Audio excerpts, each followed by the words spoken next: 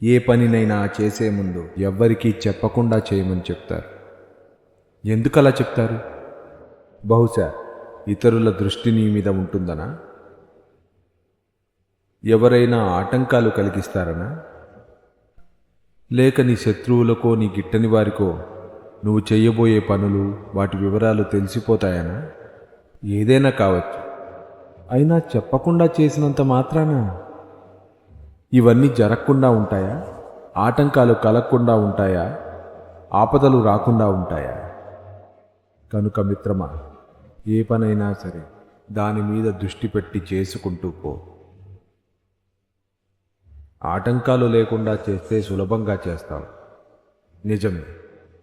అదే ఆటంకాలు, ఆటుపోట్లు ఇవన్నీ ఎదుర్కొని చేస్తే గొప్పగా కొత్త కొత్త పాఠాలు నేర్చుకు మరెన్నో అనుభవాలు పోగేసుకుంటూ ఆ పనిని నువ్వు చెయ్యగలుగుతావు.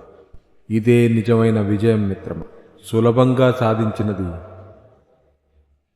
తృప్తినివ్వదు. ఎన్నో సమస్యలను అధిగమించి ఆటంకాలు తట్టుకుని ఎదురుదెబ్బలు తిని సాధించిన విజయానికి రుచెక్కువ మిత్రమా.